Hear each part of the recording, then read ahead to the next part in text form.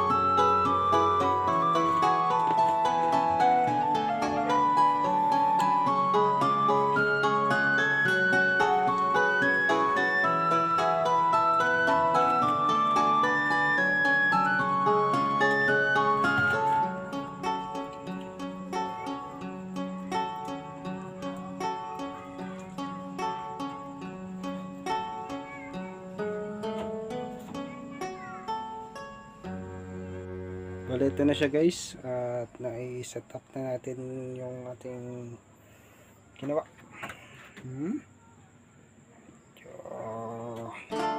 Ay, layuan na ng puti. Hindi po pa siya guys na i-aayos na mga ayos dahil meron pang mga putik-putik yan. Hindi ko pa siya na ipe-painting. Bali, hayaan muna natin siya ng 1 week. Spray lang po natin itong ating update lang po natin to bago ko to i-upload sa YouTube. So stay put lang tayo dahil complete tutorial po yung gagawin natin ito sa bonsai over the rock to o rock plus pin bonsai. So guys, dito po natin for tomorrow.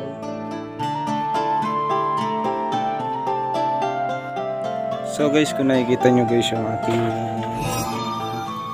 Ficus exposed root o Ficus on the rock is 2 linggo na siya at naka-intact na yung kanyang ugat. So guys, yan nakikita nyo. Yan, papanong natin ng konti dahil dito tayo mag-umpisang mag-vlog. Yan, bali binaba ko siyang konti. Ang second step naman po natin gagawin sa kanya is lalagyan na po natin siya ng tela or cotton na damit. Kung may mga tuwalya kayo, pwede nyong ilagay yun guys. So guys, ang kaibahan lang nito sa pagbilot ng plastic is itong cotton kasi is laging basa. Mabilis siyang mag-absorb ng tubig. Kaya maganda ito sa pagbilot ng bato natin kaysa dito sa plastic. Dahil ang plastic guys is nagmo-moist lang at paulit-ulit lang din yung kanyang ginagawa or nagsacycle lang yung tubig sa loob. Kung kaya tumataas yung humidity ng plastic, yung humidity or nag-evaporate siya, naluluto ngayon yung ugat, kaya may tendency mamatay yung ating mga materials.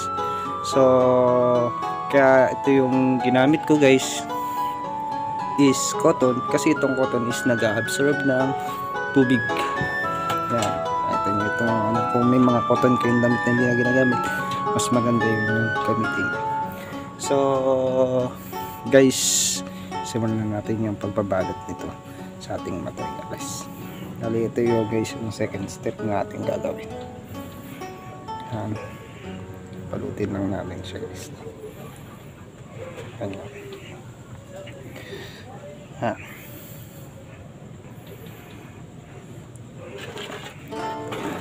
Para maintain nyo yung saka natin siya tatalian ng tanso or alambre na di kinakalawang, kasi guys kapag kinakalawang ng alambre natin may tendency matetang tayo dyan. Or kung meron kayo bonsai wire, yun ang gamitin natin kasi lagay sa ingay ng mga alagang aso.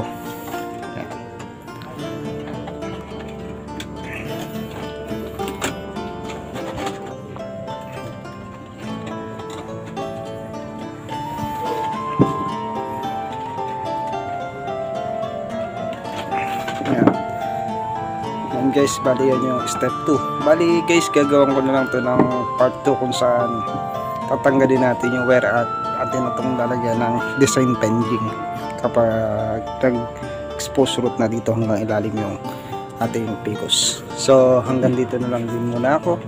Like and subscribe na lang din sa aking channel. So ipapahabol ko na rin pala guys yung aking spray. Mayroon akong water solution na binili online. Bali, bablog ko na lang din to in near future videos natin sa YouTube. So like and subscribe na lang din sa aking channel, and like nyo na lang ng aking Facebook page dahil doon ako nag-upload ng mga future videos and photos na hindi natin na-upload sa YouTube. So guys, hanggang dito na lang ako at happy planting. See you next part 2.